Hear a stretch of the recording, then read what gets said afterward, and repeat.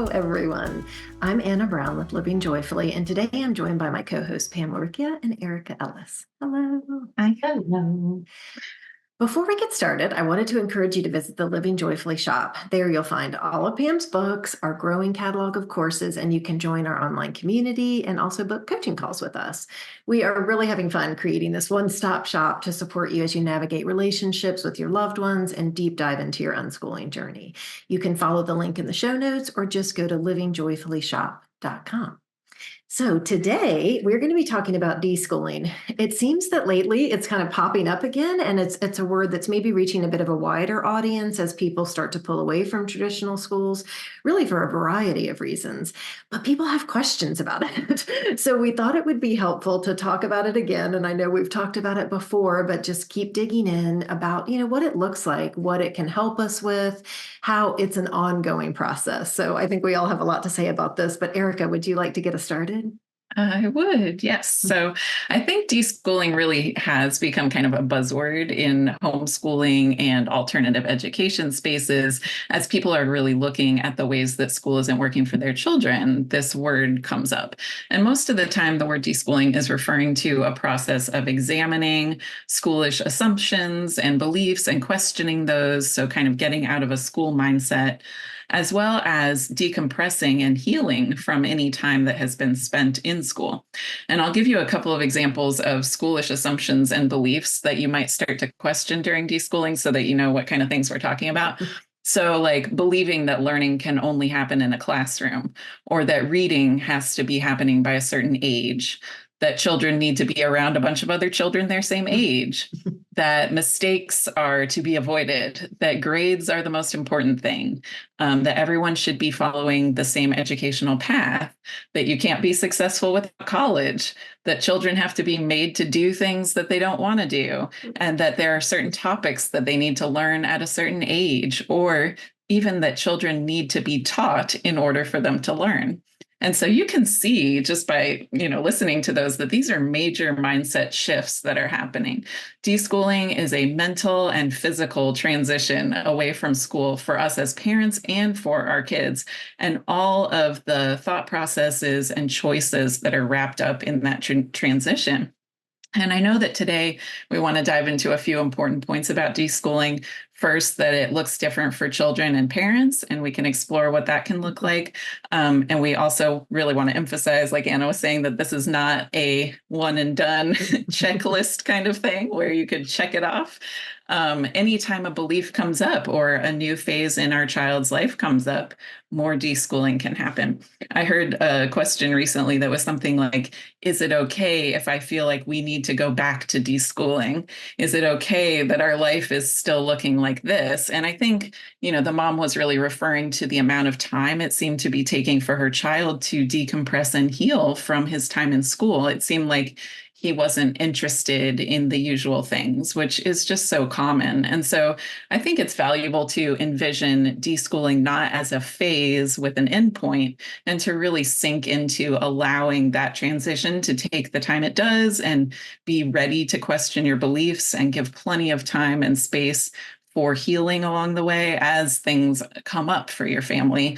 And I know you both probably have a lot to say about this topic, so I'm excited to see where our conversation goes. I will say, just a million things bubbled up while you were talking there, Erika. It's like, oh my gosh, yes. Maybe I'll start from the kids' point of view, since I'm the only one who has kids in school. Yeah. Going through this deschooling process for them. And yes, I mean, if I had to put kind of a time-ish line on it, just like at least a year. Like, even if my kids were only in for a handful of years, my eldest was in grade 4 or 5, I don't even remember, but one of those. But yes, like the messages that they came home with, like my daughter who enjoyed school, I was actually a little bit surprised when she said, yeah, sure, I prefer to stay home. That's great. But, she had got the message that she wasn't a very good reader. And so when she wasn't being forced to read, it's like, I don't read. And, don't put books within 10 feet of this poor girl. for those first months, because it's like, oh, I don't have to do that. Okay, I'm going to step back from that.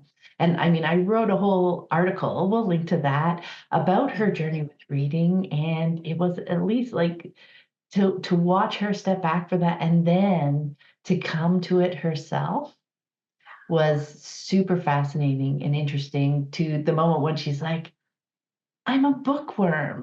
She declares that, like, with just, you could just see kind of the connection she's making to, like, a year or so ago, I hated books. I hated reading. I would swear I couldn't read, like all those pieces.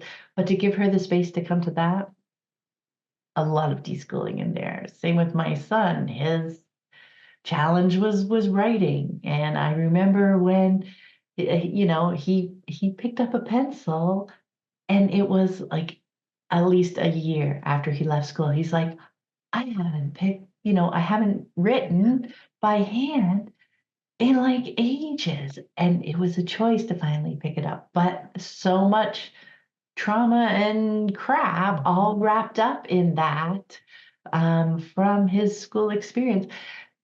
Those were a little bit more obvious to me, but there is the whole host of other stuff of just about the environment and stuff that we might not know about. So to give them that space to just decompress. And we've got lots of stories in the archive of the podcast, even young adults talking about, like, I laid on the couch for a year. I just like needed to really just decompress entirely. And for us to judge, like, oh, your experience wasn't that bad. Why haven't you recovered this quickly, etc. It takes as long as it takes. And that was a fascinating thing for me that ties to what you were saying, Erica, that there is no like timeline. Why is this coming back? And why do I feel like we still have some more deschooling to do? For me, and I talked about it in my first book, Free to Learn, which is my 5 biggest deschooling aha moments or paradigm shifts that were most valuable for me. But the fascinating thing is that, where was I going with that? Oh, yes, that for me, the kind of light bulb moment that I'm kind of through my initial deschooling phase was when I didn't really care if I was done deschooling at all. It's like, oh, this is just part of life. Stuff comes up. I've got another layer to peel back. Oh, gee, this has been my work all along. And it's like, oh, I haven't really had to peel back a lot of stuff lately. I think we're kind of unschooling. We're just like jumping right in there. All's good.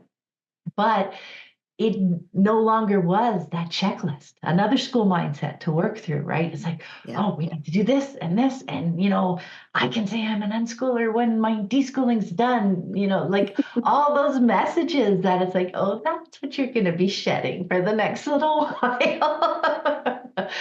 Right? Like, and how much of like for our kids, and that was another piece for my kids that season was, for them, because they were a little bit younger, 9 and 7, and my youngest had only been in for a few months. But for them, it was really diving into play, because they had so much time at school that they had missed in engaging with the things that they really like to do at home.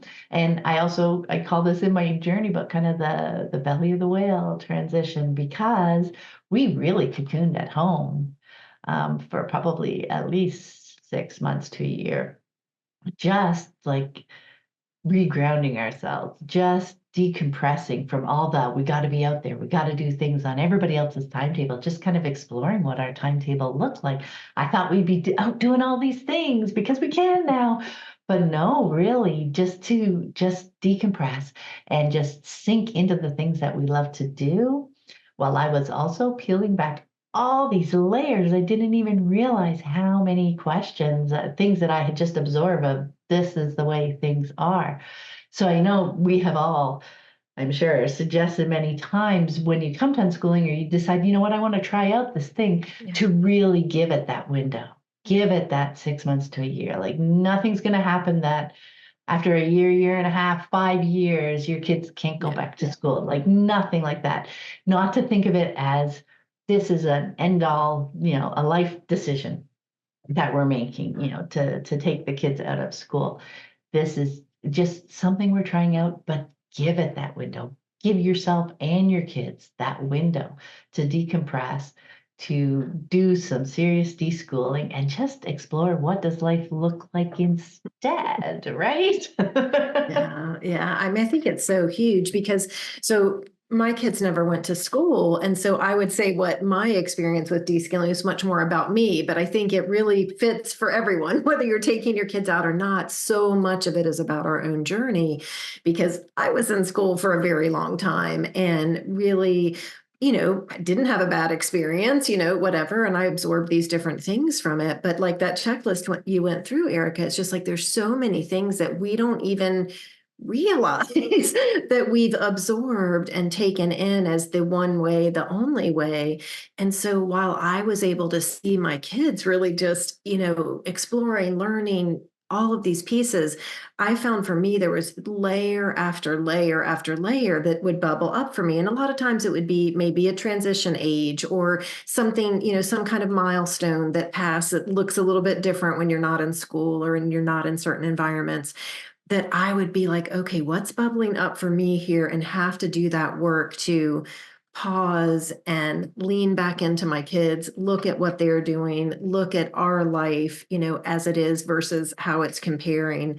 And so I think that's such a big piece of it is just really understanding that it's going to keep bubbling up because we have been trained that this is the one way that it works and the one way that it can happen.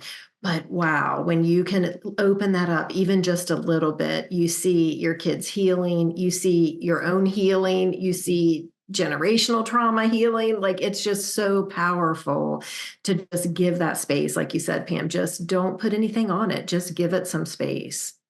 Yeah. I think it's like it really sinks in how individual this kind of deschooling journey would be for each child and each parent. And right, like if we're thinking there's a right way to do it, that's going to be frustrating, And so for kids, like you can look at that same list of beliefs and see, if a child's been in school for a while, they're going to be picking up on a lot of those beliefs themselves, but from their angle, from the student angle. And so it could be things like you were talking about of I'm not good at this, or even as terrible as I'm stupid or I'm not good at things. And I mean, those are really heavy messages that they may have internalized. And so when there is that space now that they're not being controlled, not being told, to do all these things, it's just space to kind of start asking like, who am I now? And that's big stuff. Like that's really big stuff. And so it makes sense that it can take time. It makes sense that it might look like doing nothing. And I think that panics, some parents at first because they're used to the school schedule and all of this activity happening and so much where it's so busy, never time for anything. And deschooling could look really like the opposite of that. It could look like we're doing nothing. We're just sitting here. They just want to watch TV. But if you can think of it almost from like a trauma lens of like, this is a healing that needs to be happening, then maybe it's easier to give more space to that and just know, not every child is going to have that response to this transition, but some will. And so, everyone is different. Yeah. And I mean, we've seen things in the network where people's children, 4 years down the road will start, remembering things or start, things can happen. So it is so unique, that journey. And I think I want to just speak also briefly to if you haven't pulled them out yet, but you're in this situation where something's rubbing, which may have brought you here, to listen to this. Like this is really just a call to really trust yourself because there's some messages because I think all of us for different reasons, even though my kids never went to school, I thought they were going to, I got hit with these messages of like, something's not right here. Something's not going to work here. This doesn't feel good to progress along this path that I thought was going to be okay. And, for you, Pam, I'm sure there was messages along the way. And so I think too, part of this is just really starting to trust in that voice inside of us. I think that's part of the layer of deschooling too, is just getting to, your kids, them way better than any teacher, any school, any institution, what feels good to your family. And so just really that's starting to build your why, when you're going to make a big decision to pull them out or not put them in, because sometimes it's that, right? It's this preschooler that I don't think I can put them in, or they don't want to go, or they go for a bit and then it feels terrible and they're crying and we're being told, oh, just leave them, they'll be fine later on. It's like, no, if your heart's telling you something different, part of this is just setting aside those outside voices to really tune into what you know. That really sounds, because I actually like my journey. And it, took a while before I, discovered even the world of Sure. homeschooling. I would tell my kids, sorry, you have to go to school. Like, let's try and make this, as fun as possible or whatever. But it was like, for me, the root of it was, to speak to you, what you were talking about, Anna, was like, when something didn't feel right to me, I would just continue to kind of question the premises, like, okay, why, and then why do we, and then you get to the have to do, why do we have to do, okay, so if the context, the constraint is that school has to be part of our lives, how can we, work with that? So, I mean, I was working with schools, I was giving presentations to teachers, I was talking with principals, just doing all the things there. Just exactly trusting ourselves when something is not feeling Yeah. right, and just being, for me, open and curious. It even Yeah. goes back then. Like, it's like, but why isn't this working? Why isn't this a fit? What's up here? How can we, play around, as we were talking about before, with Kendall, how can we play with the environment, right? And it was in that constant research, that constant trying to find, like, how this might work for us, that I came across an article that mentioned homeschooling. And I'm like, what the heck is that? And is that legal? Because that sounds awesome. And oh my gosh, it was not long before I found out it was legal. It was not long before we said, let's try this. Because, like, I mean, that's the piece. Like, just follow what you're feeling, trust what you're feeling, and start asking questions, because it's okay to ask questions. We're not going to be arrested for our thoughts. We can question those like fundamental things that just feel so true, like that. We only learn when somebody needs to teach us something. How are we going to learn something if somebody doesn't teach us something? Oh, but my gosh, we could spend an hour talking just about that question. Yeah. But ask yourself questions, just be open to the fact that there may be other answers than the one that we're so used to, the one that we've just kind of absorbed growing up, or the one that we were explicitly told you have to go to school because you need to learn these things, right? It can be kind of really shaking our foundations to start asking these kinds of questions. But oh my gosh, it is so valuable. And to, like, for me, it's baby steps and it's playing with things, right? It's like, oh my gosh, is that a possibility? We played with, oh, look, yeah, we can bring them home. We can see how it goes. It, Rock and I talked about that in an episode a long time ago.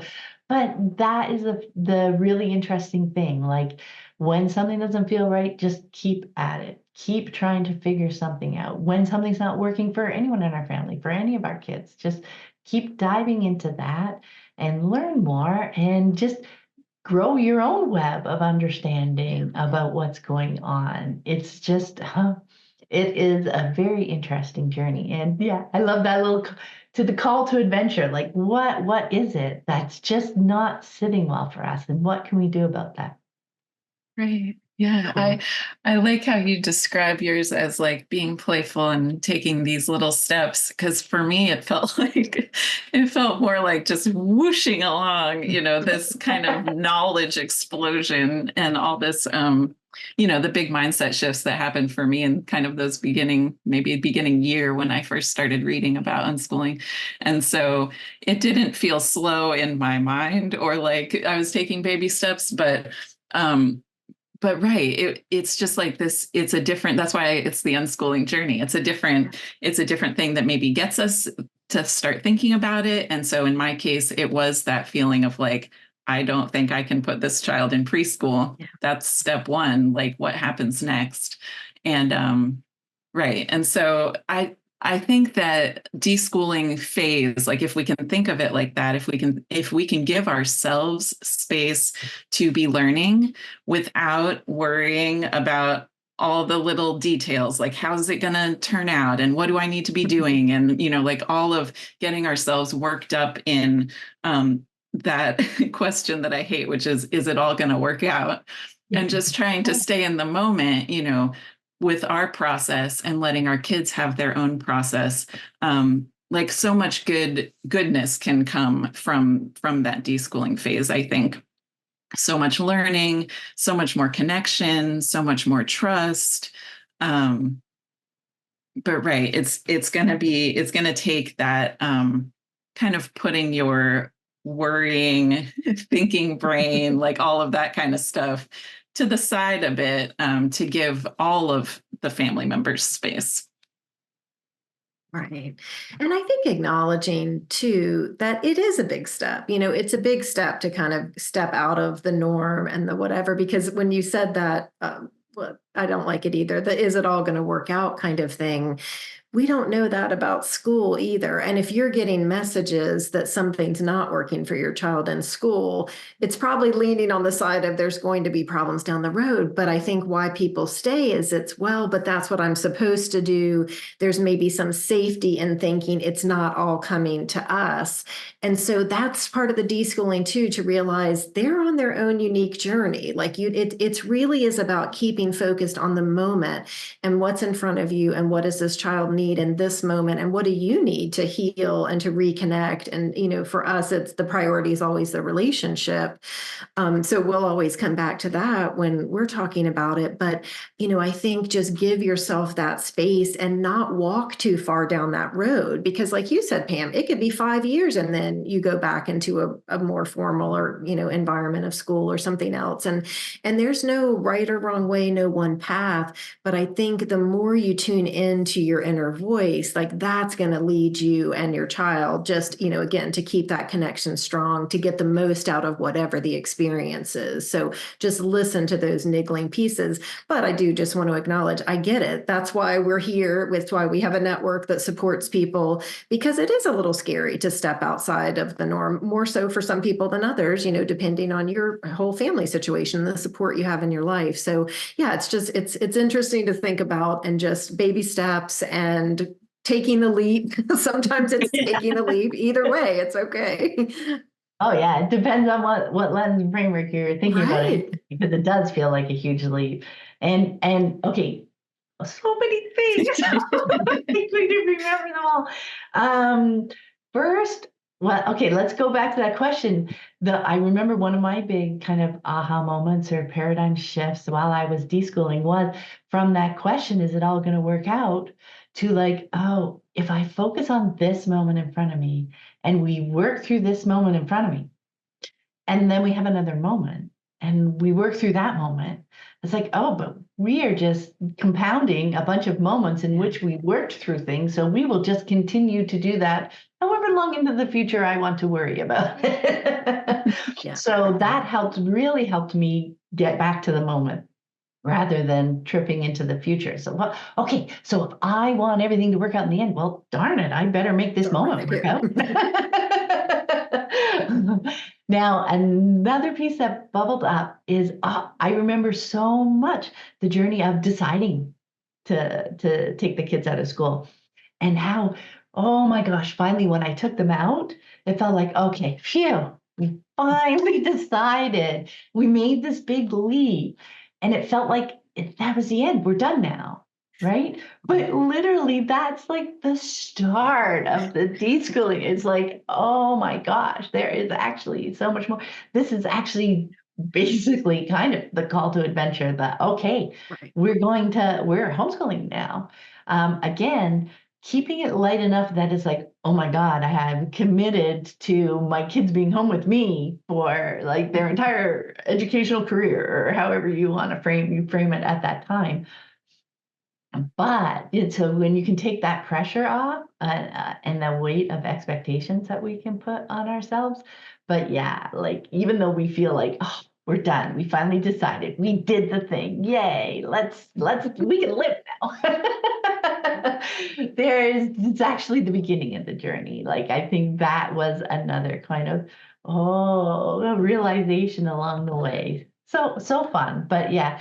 And then the other thing I just wanted to mention, what I learned when I was home with them and deep in this deschooling, was how valuable it was to look to my kids, because like they really were my guides on this journey.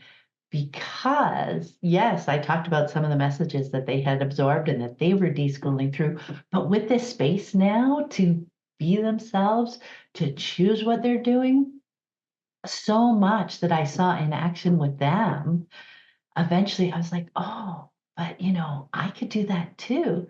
Like, so I was giving them all that space. And then I was like, Pam, you need to do this, this, this, like get all that stuff. How am I going to fit it? Nope, you got to get this stuff done. Like to realize that I could look to them and see the way they were approaching their days. And it's like, oh, what a beautifully human way to go at their days, that when they were doing something that they enjoyed doing, I could see them like mistakes were no big deal. They were just, oh, that didn't work, I'm going to try something else. That would have been like the end of me. I was, oh, okay, I can't do that. If I'm not going to be good at that, let me go slink over here and do something else, right? Because obviously, like, and that because I had, as you mentioned, and many more years of school where I had absorbed that messages in that long list you were talking about, Erica, that mistakes are bad. Um, and so there was just so many things that I could learn through watching my kids that really helped me in my deschooling journey. Just to notice the thing, like to realize, to open up that these things were actually questions. They weren't definitive. They weren't, kids can do that and adults have to do this, right? To realize that, it's just about being human and we all have these choices on our plate. And how cool is that, right? Yeah, it feels like some of these beliefs are almost like a little barrier between you and the person, or the connection, or between you and the reality of the present moment, and questioning some of them feels kind of like removing that barrier. And I feel like that can happen when the kids are still in school, like if you're feeling like your connection with your kid is not that strong connection, like I feel like these kind of beliefs might be putting these barriers in between. So when you can notice those things of like, what am I believing right now? It's almost like the role of mom and the role of student child, and all of these different rules that we have kind of internalized because of our time living in the culture. It's like once you realize, oh, I'm believing that learning only happens in a classroom. And so that's why I'm treating my child like this, like it's the most important thing. And that's why, and so, right. I really like how much it increases connection and strengthens the relationship when you start questioning these beliefs. Okay, and something you just said there made me about the roles, I think, is what kind of sparked this. But I feel like we're handed a lot of fear, or this belief that we can't do it, and that we can't handle it, or especially if our kids maybe have special needs or have some special things going on with them. No, the experts, this is just something that's drilled into us in school and in our culture.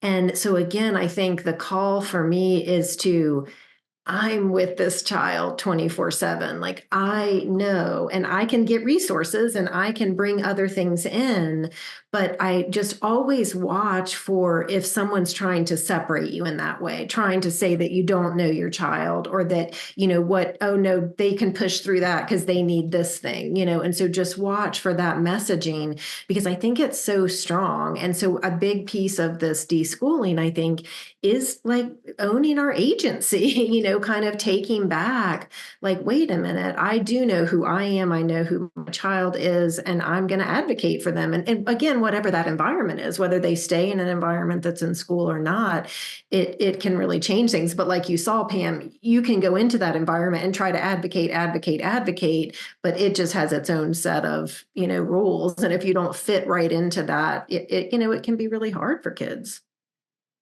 Yeah, it's its own set of constraints. And yeah, Yeah. that's why I, spend years. How can we, Yeah. inside these constraints, try to make this manageable? So yeah, very interesting. And I'm still back to the kids as guides. And another reason why, Yeah. like when you choose to try this out, um, commit to it, I think that larger window is so valuable. Like we kind of say at least 6 months, but a year, like give Really it a the year. space. Really a year. Like as Hmm. you've heard us all saying, yeah, about a year, just as in what our experience was, not as in that's our recommendation, but through experience, Right. that seems to be, at least the kind of minimum span. But what it does, like you were saying, is it gives us the opportunity as we're observing our kids and connecting with them and hanging out with them to see how learning unfolds because so often we're deschooling as in our kids are not going to be in a classroom. I know how they learn in a classroom. They've got a curriculum and a teacher who tells them like, okay, how else are they going to learn? But we need that space to see the learning unfold, the natural learning unfold, to give them the time to dive into their interests and the things that they're interested in, and to see the connections, like to see the next interest and what they brought from that, to see like all the different things growing and how their lives are unfolding. And through that, you just see the learning that's happening.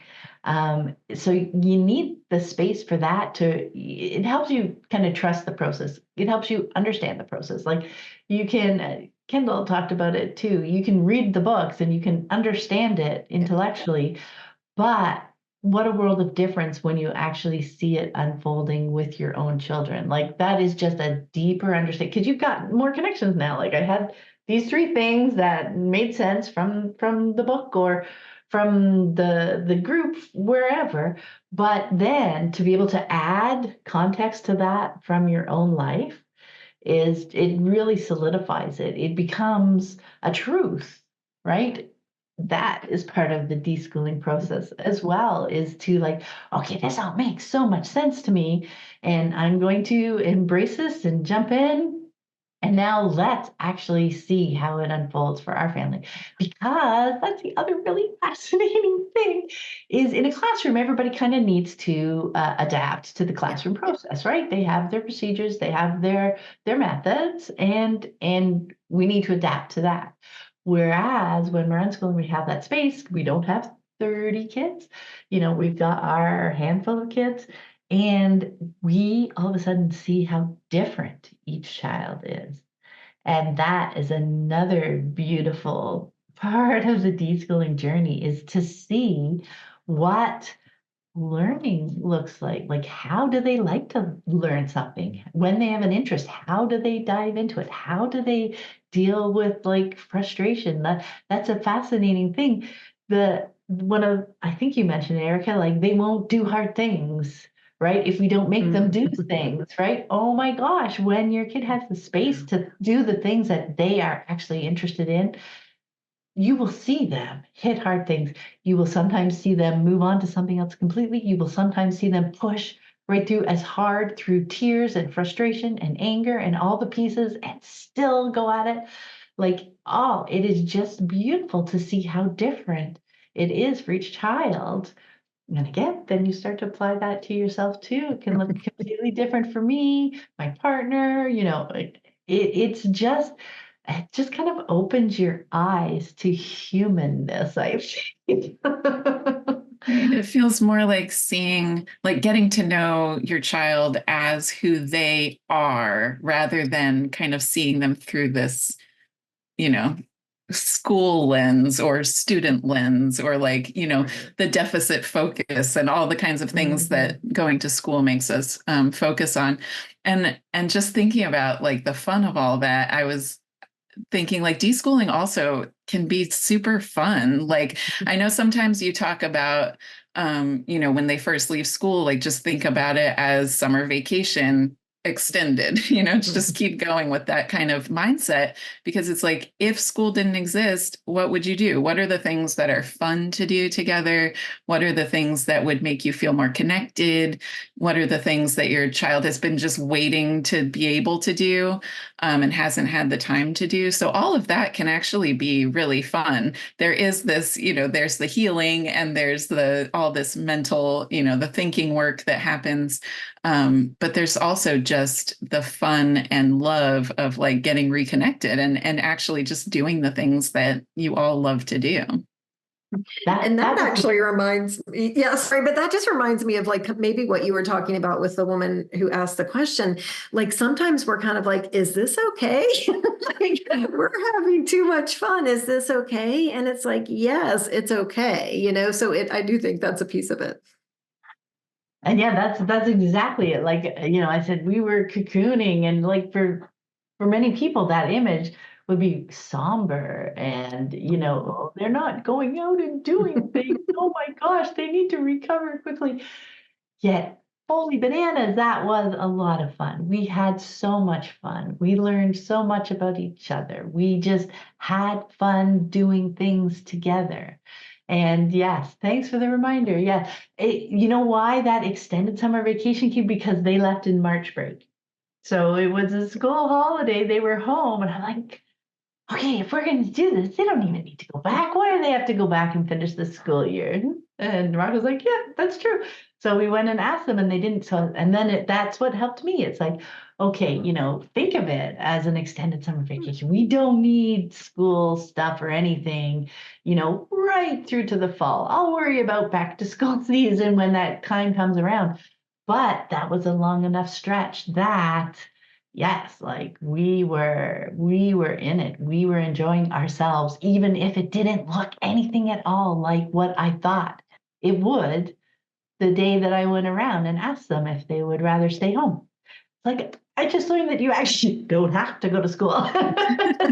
Would you like to? Oh, yeah. So yeah, that was a really helpful way for me to frame it. Another way, and I think I've got a blog post about that, that came to me was thinking of it as a season of Saturdays because within there, because Saturdays are often the days when we're not trying to get our kids up and we're not like, oh, they're sleeping in, they should be like up doing things. Like, okay, now they're not going to school, but they should be up doing things. So what would if you had a whole, months and months of Saturdays in front of you, what would you do? And then yeah, that helped me get to, as you were talking about, Eric, what are the fun things that we like to do? We ended up going to the parks a lot in our cocooning, but it felt like a cocoon because we weren't in the midst of a whole bunch of people, right? Like, so we just kind of took our cocoon with us and we went out to the park and would just spend hours by the creek, looking at the trees, walking around. We could play at the playground in there during school hours, so there was nobody there, but we could stay as long as we wanted. And we left when we wanted to leave instead of looking at the clock and saying, okay, now we have to go.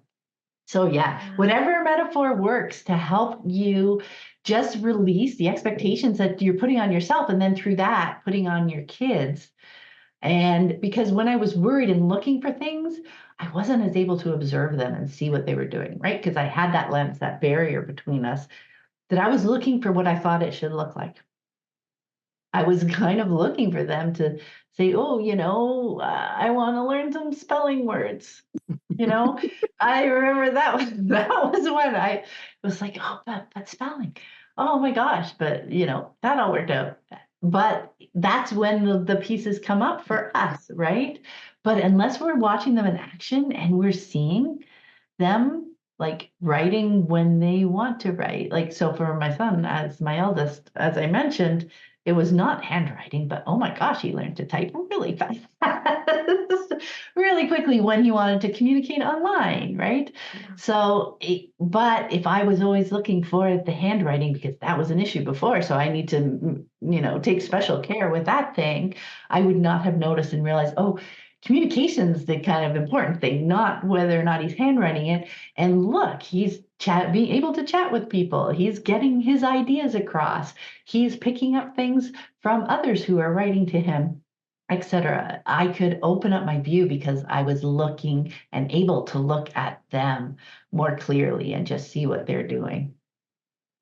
Yeah, I think that piece of letting go of the expectation. So that's a piece we can watch. Like, okay, do we have, or even vision? Like we have a vision of what it's going to be like letting go of that as well, because then you can see it unfold. But there was another piece about like understanding that with reading, handwriting, some of these specific things that maybe, the child's having a problem with are often very environmentally specific. Like they need you to be able to read directions. They need you to be able to communicate in a certain way because maybe now everybody has computers, but back in the day, you didn't have computers in elementary school, there to communicate. And so recognizing that like, oh, so much of the deficit focus, like you mentioned, which is so important, is really about the environment. So when we change that environment, those are no longer deficits and the gifts can really rise to the top.